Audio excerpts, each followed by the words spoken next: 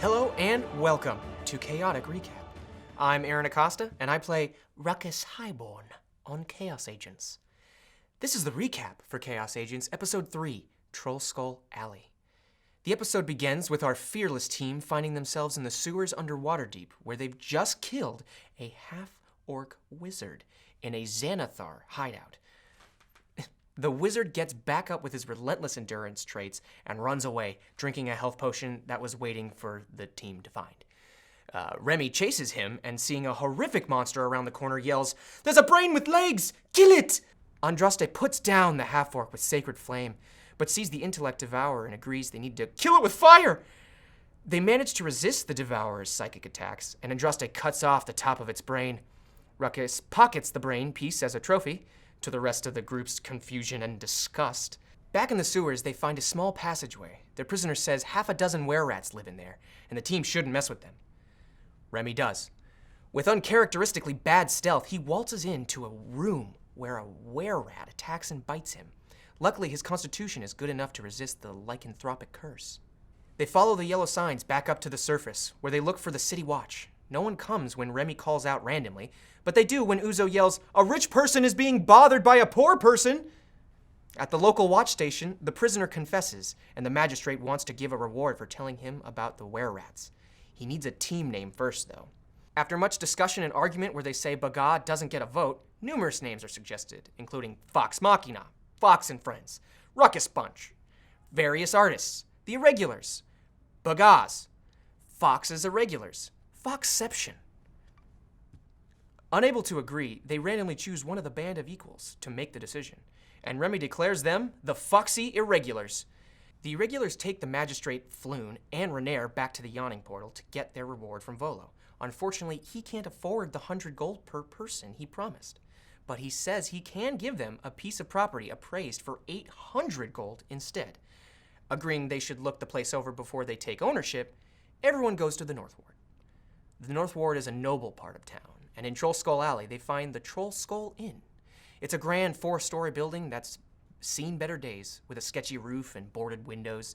It's abandoned because it's haunted by the ex-owner, a ghost named Leif. He scared off the last owners because they did unspeakable things to the place, turning it into a rave bar. Ugh. Inside, Remy introduces the Irregulars to Leif, who writes, "Go away," in a dusty mirror.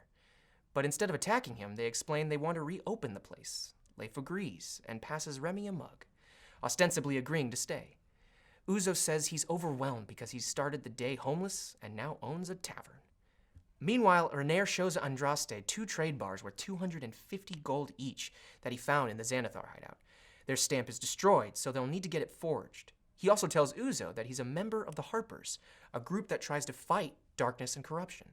Uzo reprimands him for his dereliction of duty, but agrees to join the Harpers. Remy puts their previously purchased purple pirate pennant over the bar, and then only then do they agree to take ownership from Volo. The Foxy Irregulars finally reach 2nd level, and Andraste tells them about the trade bars. She explains Yagra, the half-orc woman at the Yawning Portal, could help them, but they decide to use Remy's criminal contacts. For 20 gold, his contact goes to a metal shop down the street called Steam and Steel, where the stamps are forged. And for the rest of the episode, the Irregulars play Tavern Simulator. Meanwhile, Uzo wanders the tavern exploring his newfound Eldritch sight and finds an interesting potion. The rest of the Irregulars claim their rooms. The 2nd floor has a den and a common room with a turret, which Ruckus immediately thinks needs a ballista, not understanding the term refers to an octagonal tower. Andraste takes the 5th floor attic bedroom, where she sees a hole in the roof. Uzo claims the 3rd floor library, and Remy will have the master bedroom. A knock at the door sends the Irregulars into alarm, but it's Broxley Fairkettle from the Guild of the Fellowship of Innkeepers. Knowing that Waterdeep runs on its guilds, the team decides to join and pay dues instead of let the guild hinder them. Uzo thinks it's a protection racket, but Leif trusts him. Broxley explains the cost to renovate the tavern will be 1,000 gold for repairs and 250 for guild memberships and contracts. After that, it will cost 60 gold per 10 day for operating costs. Uzo uses this to point out the trap of wealth and that money will be used in the pursuit of more money. The team pays 500 gold with the 2 trade bars, and Broxley goes to arrange repairs and furnishings.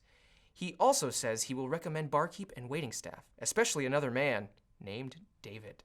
The Irregulars go to the Bent Nail, a furniture store across the street, and play more Tavern Simulator. spending an unusual amount of time picking out furniture styles, wood stain, colors, and furnishings. Uzo sleeps in a chair and gets a short rest. And that's the end of the recap for episode 3, Trollskull Alley. Join the Chaos Agents at twitch.tv/questsandchaos live every Tuesday night at 7 p.m. Pacific.